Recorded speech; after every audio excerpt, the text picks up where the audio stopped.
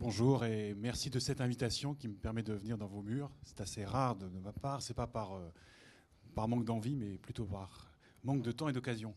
Je vais introduire notre propos de manière un peu générale. Ensuite, Fernand entrera dans le vif du sujet. Et puis nous pourrons avoir en troisième temps un échange avec vous, évidemment, sur les sujets ou sur le sujet abordé, les questions abordées. Mon introduction portera, comme vous le disiez, sur ma mission au sein du CNES. Donc, c'est le fait d'être chargé de mission sur les questions d'éthique. C'est à ce titre-là que j'en suis venu à m'intéresser, en tout à regarder ou à observer ce qui se passe en termes de débris spatiaux. Je voudrais quand même dire un mot sur cette mission parce que ce n'est peut-être pas votre cas, mais pour beaucoup de gens, l'éthique spatiale, ça suscite un étonnement. Ah bon, c'est quoi? Et ah bon, ça existe. Tout le monde, évidemment, connaît le terme d'éthique, sans nécessairement savoir trop bien comment le définir. Tout le monde sait que de l'éthique dans le domaine scientifique et technique, eh bien, ça existe aussi depuis un certain temps, parce que le Comité consultatif national d'éthique a été créé en 1983, donc ça fait 25 ans. On en entend régulièrement parler, il y a des avis. La plupart des grands organismes de recherche désormais possèdent un, voire plusieurs comités d'éthique. C'est le cas du CNRS, c'est le cas de l'INSERM, de l'INRA, de l'IFREMER, des gens avec lesquels vous collaborez peut-être à l'occasion. Donc l'éthique et la science, ça on perçoit assez bien, et c'est d'autant plus présent, il faut le reconnaître, que la science ou les sciences dont il est question concernent plus directement l'humain. C'est pas pour rien que le premier comité national, eh bien, on l'oublie parfois dans sa dénomination totale, c'est pas le CCNE, c'est le CCNE, l'éthique pour les sciences de la vie. Donc ce qui nous concerne vraiment le plus directement possible. La médecine, la biologie, voire les questions d'environnement. Et c'est sans doute pour cette raison que l'espace paraissant si loin de nous, enfin peut-être pas à vous ni à moi, mais à beaucoup de nos concitoyens, parler d'éthique qui semble avoir une dimension humaine et qui a une dimension humaine immédiate et d'espace paraît presque contradictoire. C'est sans doute pour cette raison que jusqu'à la fin du XXe siècle, en fait, ou la fin des années 90, 1990, l'idée d'éthique spatiale est quasiment absente. Si vous vous amusez à faire un peu d'histoire, vous en trouvez des traces extrêmement réduites et dont la vie est toujours très éphémère. Ça apparaît aussi vite que ça disparaît, aussi vite que ça n'apparaît. Et puis, pour différentes raisons, vers la fin des années 90, il y a eu une petite prise de conscience. Je dis petite parce qu'elle était essentiellement limitée à deux agences spatiales. D'une part, l'Agence spatiale européenne, qui a lancé un début d'étude sur ce que pouvait être l'éthique spatiale, parce qu'il fallait même donner un contenu, pas seulement d'avoir un nom, mais savoir quels en étaient les dossiers. Et cette étude a été menée par Alain Pompidou, donc, qui, comme député européen, avant ce moment-là, s'était intéressé aux questions spatiales. Et le sujet a été confié à l'UNESCO. Si bien qu'aujourd'hui, l'UNESCO, qui est encore une autre structure, tu parleras tout à l'heure du COPIOS, mais il y a aussi cette structure-là qui s'occupe des questions spatiales désormais, dans son comité d'éthique, a une responsabilité, un sous-comité dédié aux questions spatiales. Mais il faut reconnaître qu'aujourd'hui, une dizaine d'années après le début de cet investissement, l'intérêt me paraît un peu mitigé. Enfin, je trouve que c'est un peu ralenti. Et puis l'autre agence, c'est le CNES, qui, vraiment au même moment, fin des années 90, fin 97, début 80, plutôt fin 98, eh bien, s'est lancé dans l'aventure. Avec une vision ou une méthode plutôt très différente. Au lieu d'aller chercher un grand organisme d'intellectuels ou d'experts, comme on pouvait en trouver à l'UNESCO, le directeur général de l'époque, qui était Gérard Brachet, eh bien, en me confiant le soin de commencer à défricher le terrain, normal qu'un agronome défriche un terrain, c'était la seule raison pour laquelle il pouvait me confier d'ailleurs ce projet, puisque je ne connaissais rien au spatial, eh bien, on a quand même choisi de prendre ce sujet avec nos propres compétences et aussi nos propres ignorances. Je vous laisse imaginer la première réunion de ce petit groupe de travail où mes collègues, ce qui allait devenir mes collègues, étaient tous des gens extrêmement compétents dans des domaines techniques, des domaines de programmation spatiale ou autres. On s'est dit, c'est quoi l'éthique? Alors évidemment, ça a jeté je dis pas un peu un froid, mais en tout cas, on s'est dit, il y a du travail, mais on voudrait que cette interrogation nous appartienne vraiment et ne soit pas le fait d'un comité de sages qui soit quelque part ailleurs, en tout cas, et qui ne connaissent finalement pas grand-chose au spatial, mais qui se sentent investis de devoir nous donner des avis, des autorisations ou des interdictions.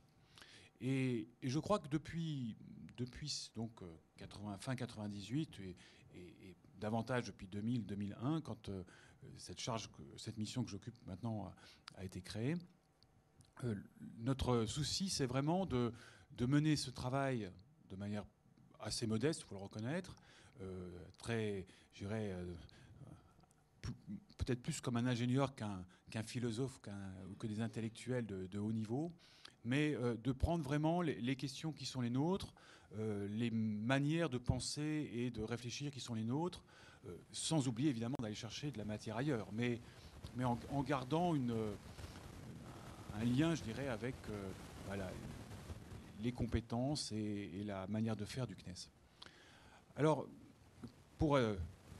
parmi les nombreux dossiers qui existent, il y en a certains qui sont... C'est moi qui provoque ça, peut-être? Non, j'espère pas.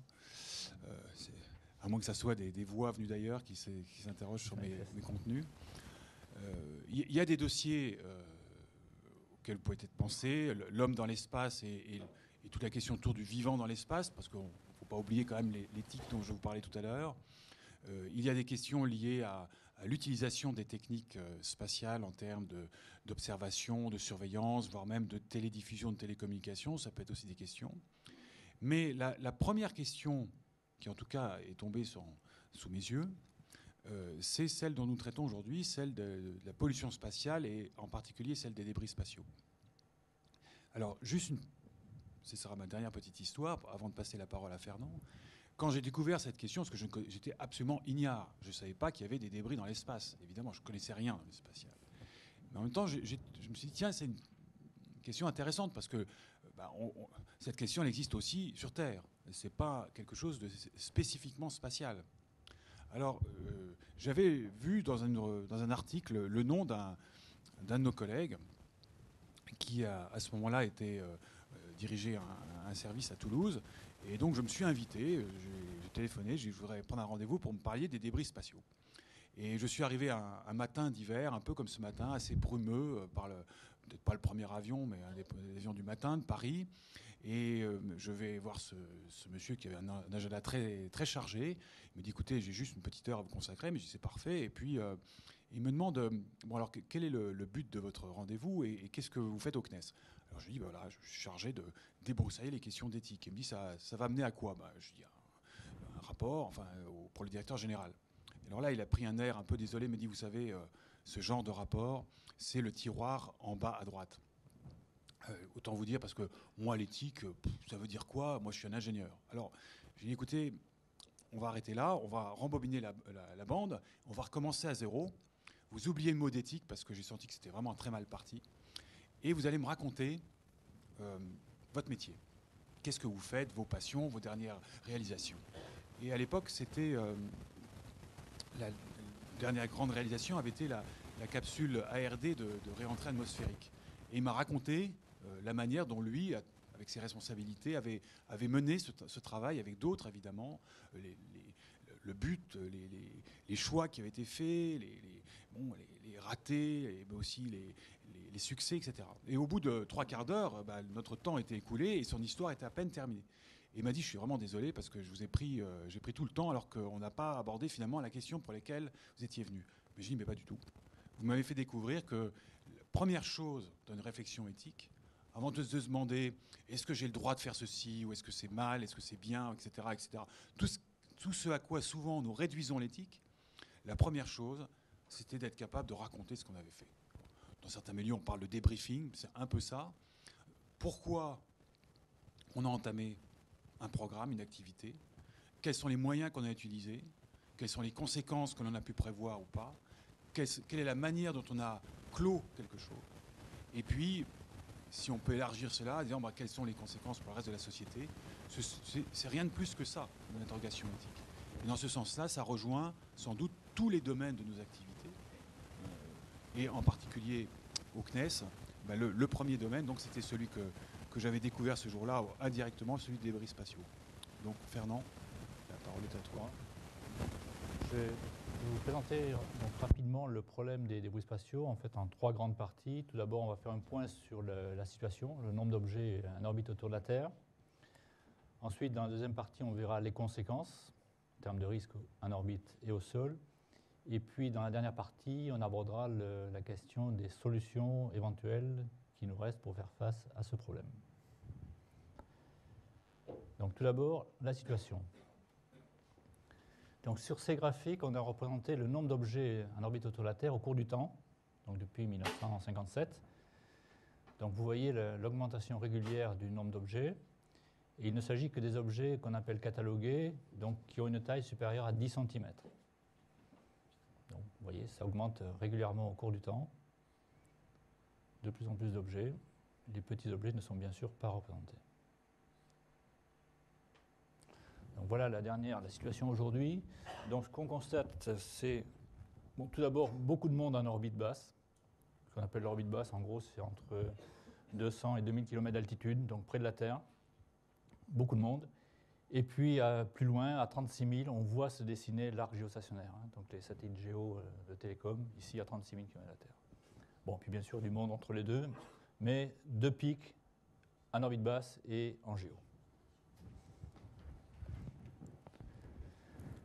Alors, depuis le premier Sputnik en 1957, il y a eu plus de 4000 lancements. Qui dit lancement dit plusieurs objets injectés en orbite, plusieurs satellites, un étage de lanceurs, des structures porteuses. Il y a eu aussi malheureusement plus de 200 fragmentations, explosions dans l'espace. Et vous imaginez bien sûr ce que peut créer l'explosion d'un satellite ou d'un étage de lanceur dans l'espace. Donc tout ça, ça a donné lieu à la population qui est résumée dans le carré bleu, ici. On a tout d'abord ce qu'on appelle les objets catalogués, objets qui... Donc ce sont tous les objets qui sont suivis par des moyens sol régulièrement. Donc ça veut dire que pour ces 12 000 objets, on connaît le nom, donc l'origine de l'objet, et ses paramètres d'orbite. Donc aujourd'hui, il y en a environ 12 000. Entre 1 et 10 cm, il y a environ 200 000 objets. Et puis entre 1 mm et 1 cm, plusieurs dizaines de millions d'objets. Et en dessous de 1 mm, encore plus, bien sûr. Alors si on fait un zoom sur la partie des objets, des gros objets, des objets catalogués, on s'aperçoit qu'on a uniquement 6% de satellites utiles en fonction. 500, 600 satellites aujourd'hui. On a 22% de satellites qui ont été abandonnés, qui ont terminé leur mission et qui sont restés sur place. 17% correspondent aux étages de lanceurs qui ont servi à injecter ces satellites. Débris opérationnels, ce sont tous les objets volontairement libérés dans l'espace. Et puis la grosse partie, 42%, les fragments.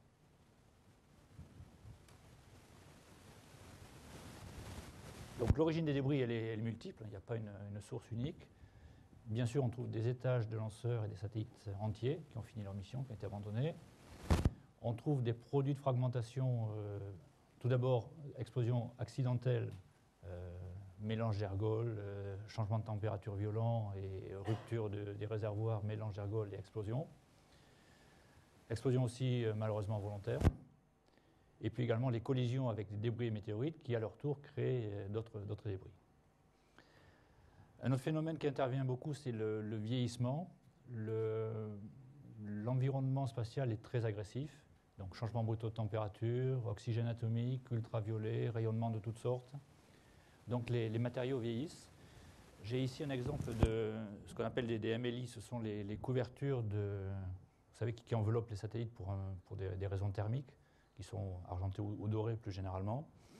Donc après 6 ans dans l'espace, voilà ce que ça donne. Ça, ce morceau a volé sur L2F. Donc vous voyez, création de tout petits confettis. Les peintures, c'est pareil. Les peintures s'écaillent et font des petits confettis. Et on verra tout à l'heure que même un petit débris peut faire des dégâts relativement importants. Donc, débris opérationnels, ce sont tous les objets volontairement libérés. fois qu'on arrive en orbite, on ouvre les capots, les couvercles, les sangles sont jetés dans l'espace, les ressorts. Les dispositifs pyrotechniques également créent des petits débris. Et puis les moteurs aussi d'apogée, les moteurs de propulsion à poudre à base d'alumine, au cours de la combustion, libèrent pas mal de petites particules. Ça, c'est pas le plus grave, mais en fin de combustion, la combustion devient instable et il y a éjection de scories qui font quelques centimètres de diamètre. Donc des particules relativement importantes qui sont éjectées à basse vitesse et donc qui restent sur l'orbite de l'objet. Je voulais vous montrer ici sur cette vidéo ce qui se passe lors d'une séparation entre deux objets. Donc vous voyez, ce n'est pas forcément très propre. Hein.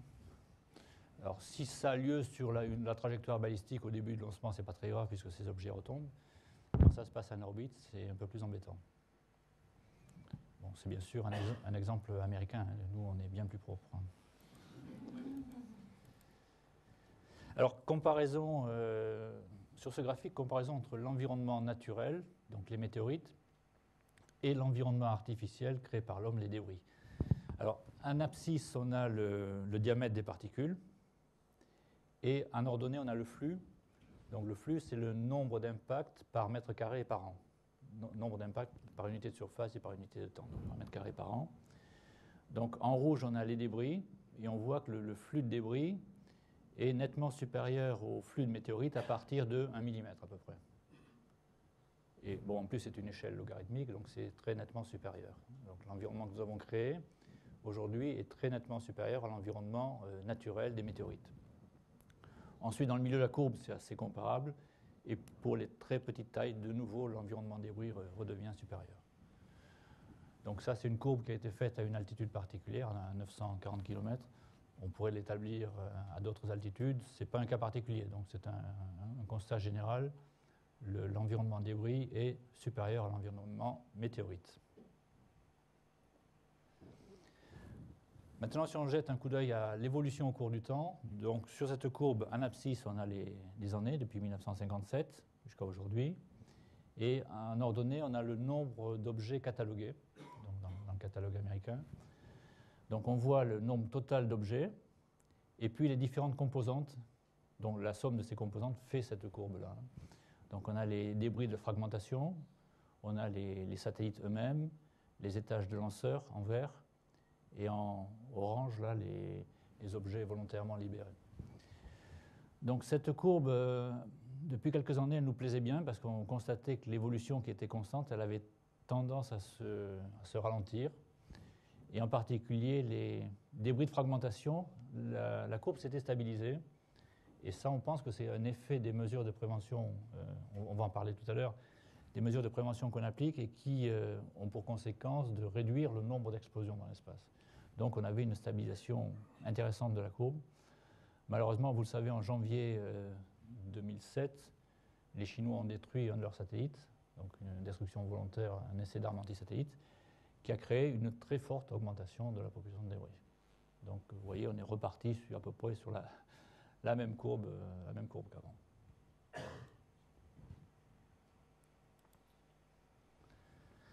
À tel point que certains auteurs commencent à parler de réaction en chaîne.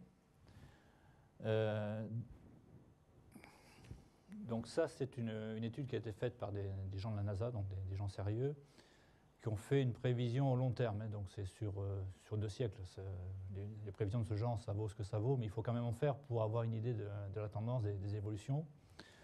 On retrouve donc en fonction des années le nombre d'objets catalogués. On retrouve ici la courbe que nous venons de voir, le nombre d'objets qui augmente régulièrement. Et là, ils ont supposé dans leur étude qu'à partir de, je crois que c'est 2004, ils ont dit, pour voir un peu l'étude, on dit qu'à partir de 2004, on arrête toute activité spatiale. Il n'y a plus aucun lancement, il n'y a plus rien. Et donc, ils ont modélisé le nombre d'objets total, et puis les différentes contributions, les explosions, les objets volontairement libérés, et puis les fragments qui proviennent des collisions. Donc on s'aperçoit que la courbe se stabilise, et puis ensuite la croissance repart, à cause justement de cette contribution de débris qui viennent entrer en collision avec d'autres débris, qui créent d'autres débris, etc. Donc notion de réaction en chaîne. Donc ça veut dire que même si on arrête toute activité aujourd'hui, le nombre d'objets va continuer à augmenter. Pas la masse bien sûr, mais le nombre d'objets va continuer à augmenter. Alors, une notion qui est importante, c'est la notion de durée de vie en orbite. La durée de vie d'un objet est uniquement par un seul phénomène, qui est l'atmosphère, par les résidus d'atmosphère. Vous savez que la densité atmosphérique décroît à peu près de manière exponentielle en fonction de l'altitude, et on trouve des traces d'atmosphère en orbite basse. C'est ça qui freine le satellite. Quand il est freiné, il descend, plus il est freiné, il finit par retomber. Donc c'est ça qui limite la durée de vie. Exemple, la station spatiale vers 350-400 km d'altitude, si on ne faisait rien, aujourd'hui, elle aurait une durée de vie entre 6 mois et 1 an. Donc ça veut dire que régulièrement, la station spatiale est rehaussée pour compenser ce frottement. Si on monte un petit peu, si on va à l'altitude de Spot, à 800 et quelques kilomètres, durée de vie 200 ans, 2 siècles. Ça veut dire que si on laisse le satellite Spot sur son orbite, il va rester 200 ans avant de retomber sur Terre. En orbite géo, à 36 000, là on est très loin de la Terre, il n'y a plus aucune trace d'atmosphère, les durées sont infinies. En tout cas à notre échelle, les durées sont infinies. Donc tout objet qu'on laisse là-haut va y rester des millions d'années. Ensuite, il y a le cas particulier des orbites de transfert. Donc les orbites de transfert, ce sont les orbites qui permettent de rejoindre l'orbite basse à l'orbite géo. Donc avec un périgée qui peut avoir différentes valeurs, l'apogée étant tangent à l'orbite géo à 36 000. Donc si le périgée est bas à 200 km, on a des durées de vie de l'ordre de 10 ans. Bon, ça dépend de pas mal de facteurs, en particulier l'attraction lunisolaire, mais en gros l'ordre de grandeur c'est la dizaine d'années. Par contre, avec un périgée à 600, on a des durées de vie de 10 000 ans. Donc ça veut dire que pendant 10 000 ans, l'objet va balayer toutes les orbites entre 600 et 36 000. Donc en gros, il va traverser toutes les zones utiles. Et je dois dire que jusqu'à présent, c'était le cas d'Ariane 5. Bon, ça ne sera plus le cas, des changements ont été faits, mais tous les premiers lancements d'Ariane 5 ont été faits malheureusement avec ce genre d'orbite de transfert. Ça veut dire que l'étage supérieur, qui restait en orbite, va y rester 10 000 ans. Nous ne sommes pas très fiers de ce genre de choses. Alors, deuxième partie, on va aborder les conséquences, les risques. Bon, bien sûr, tout d'abord, le risque en orbite, le risque de collision. Ce risque dépend de trois facteurs. Le flux, qui lui-même dépend de l'altitude, il est une fonction de l'altitude. La surface du véhicule. Plus la surface du véhicule est grande, plus il a de chances de ramasser un impact. Et puis, il est proportionnel, la probabilité est proportionnelle à la durée. Quelques ordres de grandeur. Donc là, ce sont les probas de collision calculés sur 1 an, avec différents types de particules. Si on regarde un spot à 800 km, il a une chance sur 2 d'avoir un impact par une particule supérieure à 1 mm par an. On verra tout à l'heure qu'une particule d'1 mm peut faire des dégâts. Avec des gros objets, les objets catalogués, il a une proba de 2-10-4. Donc ça serait une collision catastrophique pour Spot, bien sûr. 2-10-4 paraît peut-être pas très élevé. Par contre, sur une durée de vie de 10 ans, il faut multiplier par 10 ce chiffre-là. Aujourd'hui, on a 4 spots en orbite, il faut multiplier par 4. Donc vous voyez que le risque de perdre un satellite n'est pas du tout négligeable aujourd'hui. Conséquences d'un impact. Alors, je crois qu'il faut rappeler le fait que les objets en orbite se déplacent à très grande vitesse. Vitesse orbitale, c'est de l'ordre de 8 km par seconde. 8 km par seconde, c'est 28 000 km à l'heure. C'est 10 fois la vitesse d'une balle de fusil. Donc ça veut dire qu'en termes d'énergie, énergie cinétique, un demi de MV2, ce n'est pas tellement la masse qui compte, c'est la vitesse au carré. Donc même un petit débris peut entraîner des conséquences assez graves. Un exemple de ordre de grandeur, on dit qu'en gros il y a un rapport 4 entre la taille de la particule et l'épaisseur d'aluminium qui est perforée. Donc vous voyez, une particule de 1 mm perfore 4 mm d'aluminium.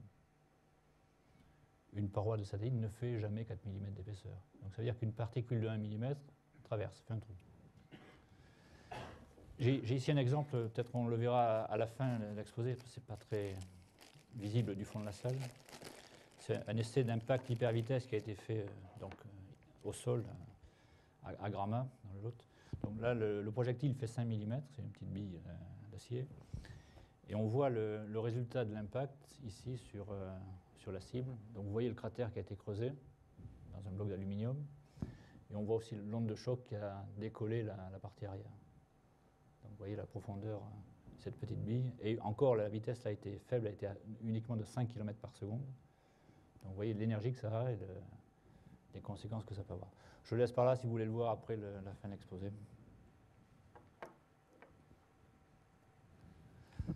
Alors, un exemple de simulation d'impact hypervitesse. Donc ça, c'est en termes de matériaux, ensuite en termes de température, puis ensuite en pression. Donc on voit la particule qui arrive sur la cible. Il y a fusion des matériaux à l'impact, projection de débris vers l'avant, et également projection de débris vers l'arrière. Donc il y a un nuage de débris qui repart en marche arrière. Donc ça, c'est une simulation faite à l'aide de modèles numériques.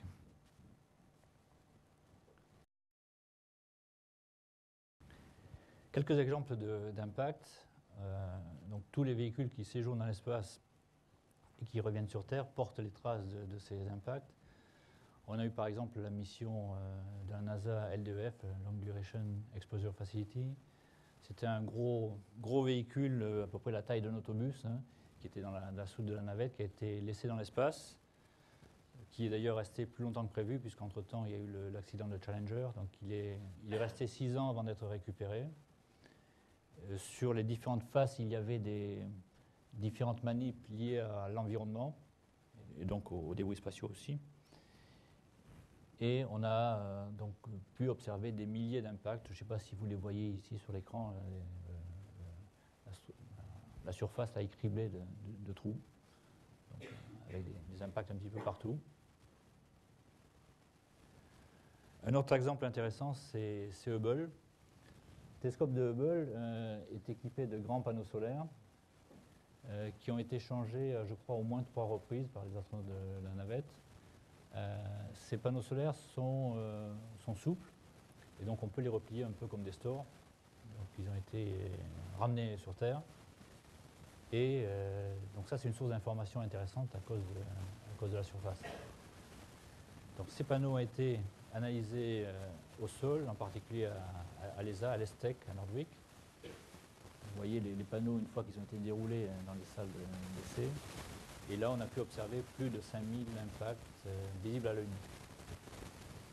Alors, si ça vous intéresse, j'ai ici quelques cellules qui viennent de Hubble, que j'ai récupérées. Bon, vous pourrez venir les voir à la fin. Alors, les impacts ne sont pas très gros, mais on voit quand même les cellules et quelques petits cratères.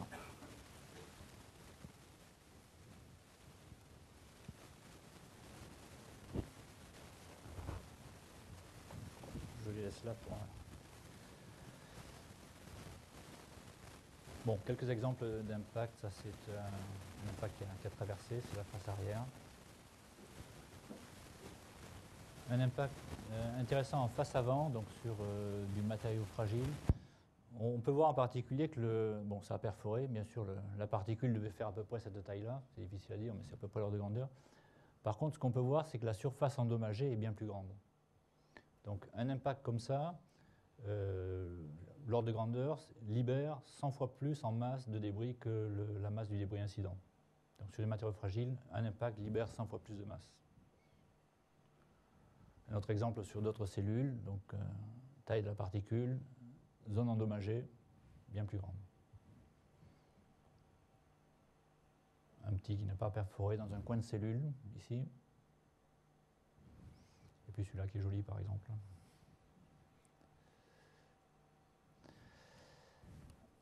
Alors, une autre source d'infos intéressante, c'est la navette elle-même, puisque la navette fait des missions de quelques semaines, et redescend au sol. Elle est bien sûr inspectée en détail pour voir tous les problèmes avant de revoler, avant de faire le vol suivant. Donc, c'est une source d'infos intéressante. Il y a des surfaces qui sont particulièrement fragiles. Par exemple, les hublots, les fenêtres. Donc, c'est du verre.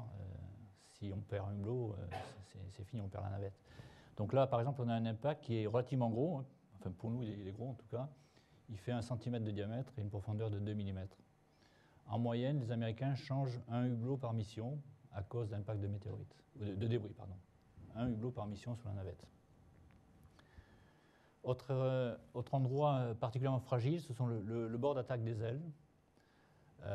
Vous savez que l'accident de Columbia s'est produit parce qu'au lancement, il y a un bloc de mousse qui est tombé sur le bord d'attaque des ailes, qui a endommagé la protection thermique. Et ensuite, lors de la rentrée, le flux thermique a pu atteindre la structure en aluminium, et donc ils ont perdu l'aile et ils ont perdu le véhicule. Donc là, on a un impact qui est petit. Vous voyez ici un agrandissement, donc on a un trou. Ce n'est pas très spectaculaire, mais c'est embêtant parce qu'au moment de la rentrée, si le plasma rentre par le trou, ça fait un effet chalumeau. Et dessous, il n'y a que de l'aluminium. L'aluminium fond très vite. Bon, là, c'est peut-être pas très grave, mais c'est des endroits un petit peu embêtants pour les impacts. Et depuis Columbia, les astronautes sont équipés de kits de réparation. Donc il y a une inspection de la navette en orbite avant de faire la rentrée. Alors les collisions entre gros objets, entre objets catalogués, aujourd'hui on en est à 3. Il y en a une qui est célèbre, c'est celle de Cerise en 1996, puisque ça a été la première qui a été mise en évidence. En plus, c'était une collision franco-française qui a beaucoup amusé nos partenaires américains en particulier, puisque c'est eux qui l'ont signalé. Cerise était un satellite, un microsat militaire, et il a été percuté par un débris qui vient de l'explosion du vol V16 d'Ariane. Donc le débris a coupé en deux le mât de gradient de gravité de Cerise. Donc, ce qui veut dire qu'aujourd'hui, dans le catalogue qu'on traite tous les jours, dans les 12 000 objets, on a Cerise, le débris d'Ariane et le bout du mât qui est aussi catalogué aujourd'hui. On a les 3 morceaux. Donc plus tard, en 2005, il y a eu une collision entre un étage US et un fragment d'un satellite, d'un lanceur chinois. Et puis les Américains, en traitant les données, ont réussi à montrer qu'il s'était sans doute produit une collision en 91, donc bien plus tôt, entre 2 satellites russes. Donc, collision entre objets catalogués, on en est à 3. Bon, en résumé, pour les risques en orbite, on a tout d'abord les toutes petites particules, les poussières. Bon, ça c'est gênant parce que ça entraîne une usure des matériaux, en particulier des optiques. Mais en fait, on vit avec, on n'a pas de protection particulière pour ce type d'impact. Pour les tailles un petit peu plus grosses, entre 1 mm et 1 cm, là c'est embêtant. On a vu que ce genre de particules perforaient en général les structures. Les conséquences dépendent de l'endroit où a lieu la perforation. Sur un panneau solaire, ça fait un trou, on perd une ou quelques cellules, ce n'est pas très grave. Si par contre la perforation a lieu sur un réservoir ou sur un équipement électronique, le calculateur de bord, c'est beaucoup plus grave. Alors cela, on peut théoriquement s'en protéger par des blindages ou par l'architecture, donc en séparant les différents circuits, les différentes redondances. En ce qui concerne les gros objets de plus de 10 cm, là, en cas de collision, il y a perte des 2 satellites, il y a une collision catastrophique. On peut s'en protéger théoriquement par des manœuvres d'évitement. C'est assez compliqué, mais enfin, il y a peut-être une solution. Le plus embêtant aujourd'hui, ce sont les objets entre 1 et 10 cm, parce que ceux-là, on ne sait pas où ils ne sont pas catalogués, donc on ne les voit pas, on ne sait pas où ils sont, et on ne sait pas s'en protéger. Il n'y a aucun blindage qui résiste à des particules supérieures à 1 ou 2 cm. Et ils sont, on avait vu au début, environ 200 000.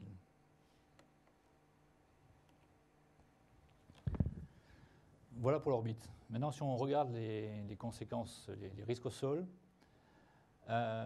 donc, encore une fois, les objets, lorsqu'ils rentrent dans l'atmosphère, ont une vitesse très élevée, là, de l'ordre de 8 km par seconde. Donc, vous savez, échauffement très important, facteur de charge important, rupture, fusion des matériaux, fragmentation de l'objet autour de 75-80 km d'altitude. Les matériaux continuent à chauffer. La plupart sont volatilisés. Mais en général, on considère que 20 à 40% de la masse initiale arrive au sol. Donc 20 à 40% des matériaux survivent à la rentrée. J'ai une petite animation pour vous montrer une simulation de ce qui s'est passé sur la station Mir. Si ça marche. Voilà. Donc ça, c'est la fin de la trajectoire de Mir. Quand elle est passée sur l'Union soviétique et sur le Japon ici, il y a eu allumage du moteur pour faire une poussée de freinage. Voilà le Japon ici, donc freinage au-dessus du Japon. Et ensuite, donc, arrêt du moteur, arrêt du contrôle d'attitude de la station, donc qui s'est mise à tourner sur elle-même, elle n'était plus du tout contrôlée. Et puis en rentrant dans les couches dans l'atmosphère, on va voir donc perte de certains éléments, les appendices commencent à partir les premiers, puis échauffement, fragmentation du véhicule progressive.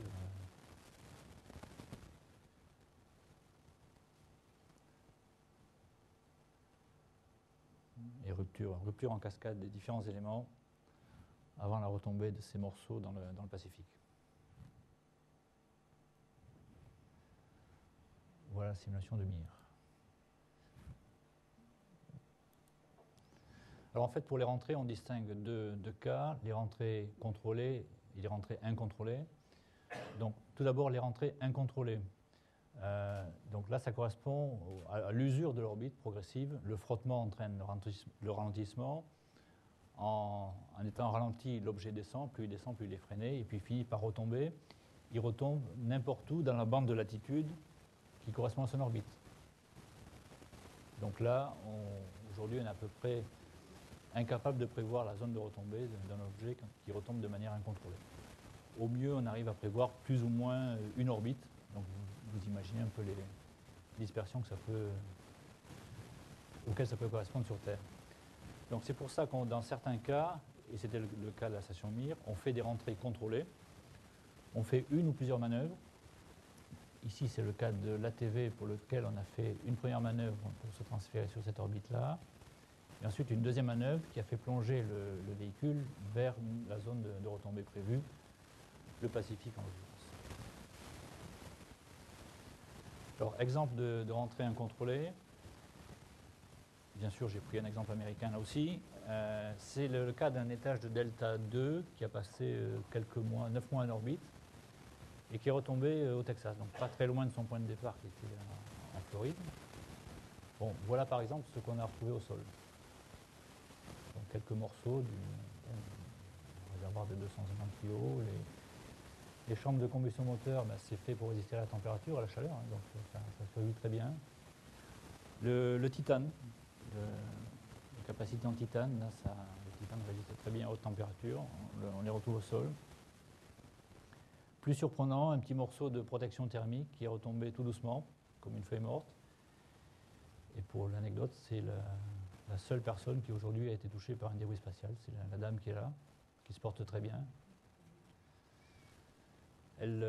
Par contre, elle déprime un petit peu, puisque à l'époque, elle n'a pas porté plainte contre la NASA, et tout le monde se moque d'elle maintenant, parce qu'elle pourrait être multimillionnaire. Elle a fait une erreur grave. Là. Alors, par opposition aux rentrées incontrôlées, on a des rentrées contrôlées. Ça a été le cas du véhicule ATV, Automated Transfer Vehicle. C'était donc le véhicule européen qui a ravitaillé la station spatiale, qui était contrôlé depuis le CNES ici à côté à Toulouse, et qui a fait une rentrée contrôlée en septembre 2008. Donc là, on a fait une première manœuvre ici, c'est l'arc rouge, là, puis on est parti sur cette orbite. Et 2 orbites plus tard, on a fait une deuxième poussée, un petit peu comme Mir en fait, au-dessus de la Russie, avec une plongée ici. Et vous voyez la zone de retombée avec deux niveaux de proba. Il y a la zone à 10-2 puis la zone à 10-5. Donc zone de retombée située entre la Nouvelle-Zélande, qui est quelque part par là, et le Chili. Il y a l'Australie, puis la Nouvelle-Zélande. Donc zone de retombée dans le Pacifique. Donc ça, c'est une rentrée contrôlée. Alors, rentrée contrôlée, j'ai la vidéo de la rentrée, là. Donc comme c'était contrôlé, et pour nous, c'était intéressant de savoir ce qui se passe réellement au cours d'une rentrée. Il y a beaucoup d'incertitudes, et en particulier, on voulait savoir quelle est l'altitude de fragmentation principale, est-ce qu'il y a explosion ou pas. Donc l'ESA avait affrété 2 avions qui sont allés se balader du côté en bordure de la zone de retombée et qui ont pu observer cette rentrée. Voilà, vous voyez l'ATV qui arrive, voilà, je ne sais pas si vous voyez. Donc c'est un des 2 avions qui a pris cette vidéo-là. Donc déjà, il y a eu des fragmentations, des débris.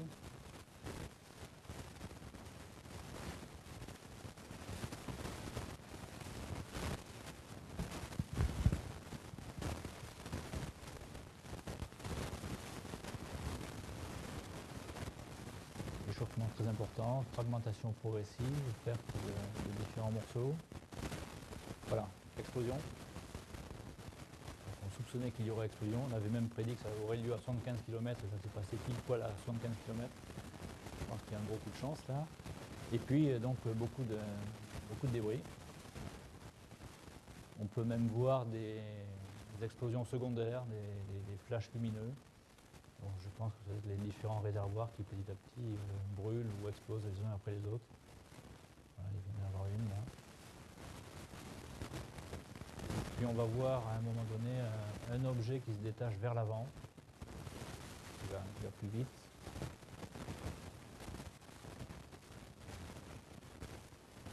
Donc là, c'est pas la simulation, c'est du réel.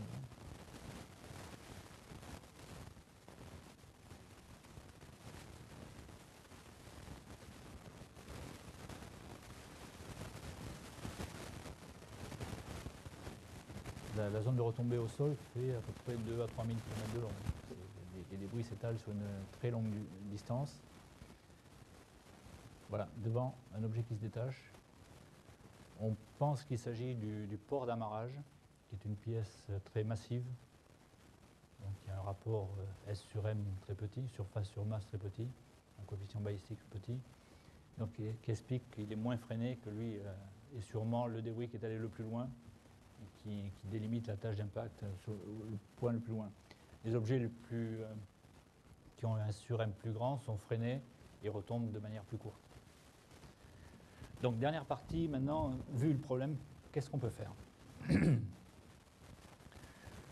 Bon, tout d'abord, il y a les solutions qu'on me sort chaque fois. Il n'y a qu'à nettoyer les orbites, le filet à papillon, la mousse, etc. Bon, aujourd'hui, il n'y a aucune solution de nettoyage. On ne sait pas enlever les débris qui sont déjà là-haut. Il n'y a aucune solution faisable, ni techniquement, ni économiquement. Donc tout ce qu'on a mis là-haut va y rester.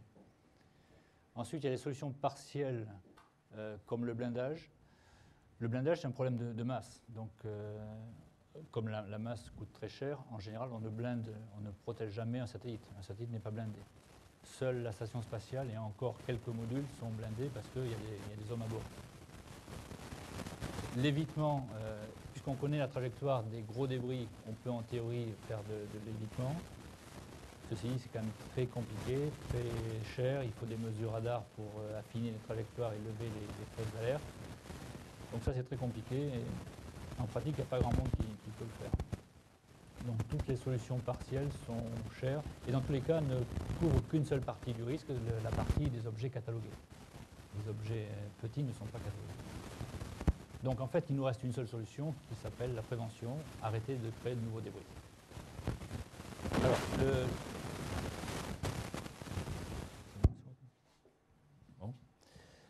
le principe des mesures de prévention est résumé sur cette planche. On a d'abord les deux zones jugées protégées aujourd'hui, l'orbite basse, en dessous de 2000 km, et en vert, l'orbite géo.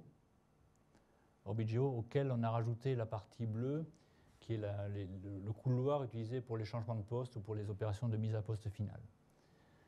Donc les mesures de prévention tiennent en 4 points. Tout d'abord, limiter les débris opérationnels, c'est-à-dire ne plus jeter volontairement des objets dans l'espace.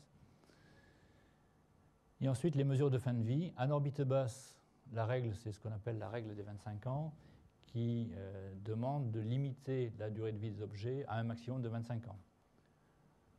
Par exemple, le satellite Spot 1, en fin de vie, on a rabaissé son orbite, rabaissé son périgée, pour qu'il retombe en 17 ans, pour éviter qu'il reste en orbite 200 ans, comme je vous l'ai indiqué au début. En orbite géo, on est beaucoup trop loin de la Terre, il n'est plus question de revenir, c'est une question d'énergie, de capacité technique.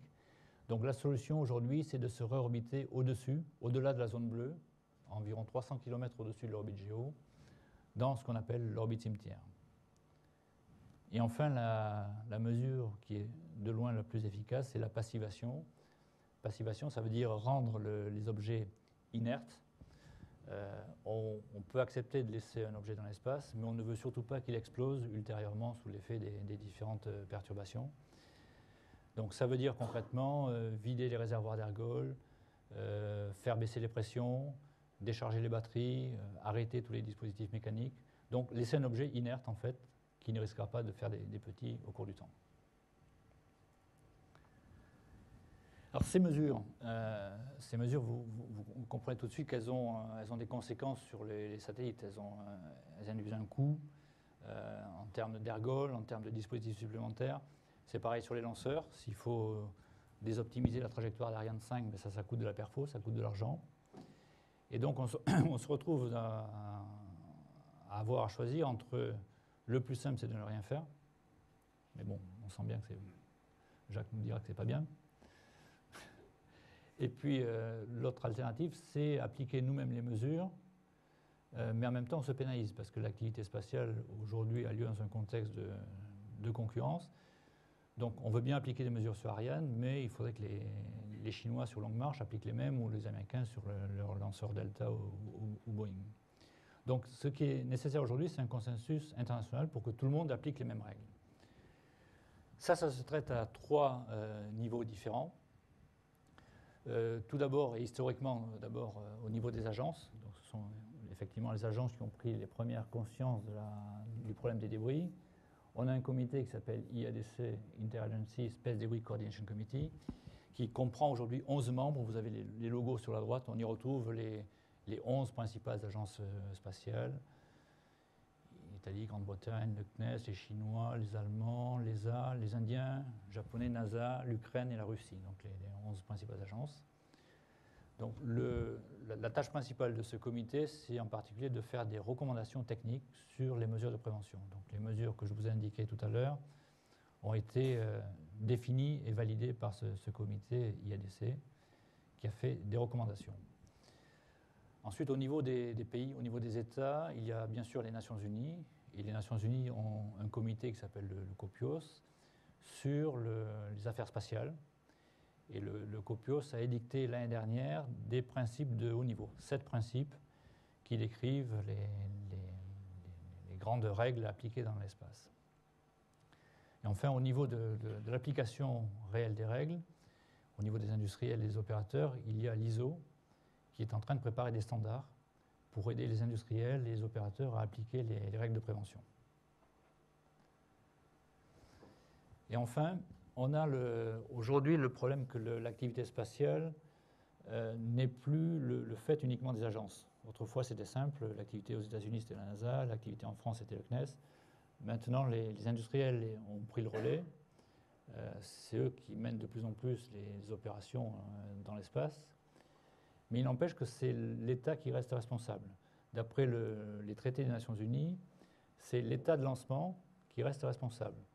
Donc en particulier l'État dont le territoire a été utilisé. Donc quand on lance depuis Kourou, la France, c'est l'État de lancement. Donc l'État français a une responsabilité. Et si un incident se passe en orbite ou au sol, les victimes peuvent se retourner contre l'État. Donc l'État a besoin de contrôler l'activité de ses ressortissants et ont mis en place des systèmes de licence ou de loi. Aux États-Unis, c'est un système de licence, en Grande-Bretagne aussi. Et en France, une loi sur l'espace a été votée en juin 2008, donc c'est tout récent. Et actuellement, nous sommes en train de préparer ce qu'on appelle la réglementation technique, c'est-à-dire les arrêtés qui accompagnent cette loi, et qui incluent bien sûr des exigences sur les débris spatiaux. Donc ça permettra à l'État français d'imposer à ses industriels, Thales, Astrium, Telsat ou autres, d'appliquer les mesures de prévention. Voilà, on a fait le tour de la question rapidement. Donc, je crois qu'on a vu que le nombre de débris était quand même de plus en plus important, que l'évolution n'allait pas réellement dans le bon sens aujourd'hui, ça ne s'arrange pas. On n'a qu'une seule solution, c'est la prévention. Donc il faut arrêter de créer de nouveaux débris. Le problème, heureusement, a été bien pris en compte au niveau international, aussi bien des agences que des pays, par les Nations Unies. Les mesures de prévention sont déjà appliquées par quelques agences sur une base volontaire. Les principales agences de l'IADC en particulier appliquent volontairement ces mesures. Les industriels commencent également à appliquer ces mesures. Eutelsat, par exemple, réorbite ses satellites géo en fin de vie, mais sur une base volontaire. Aujourd'hui, rien ne les y oblige. Mais à terme, il va y avoir donc des réglementations nationales qui imposeront ces mesures de manière légale. Voilà, j'ai terminé. Je ne sais pas si vous avez des questions ou si on démarre le débat. Jacques,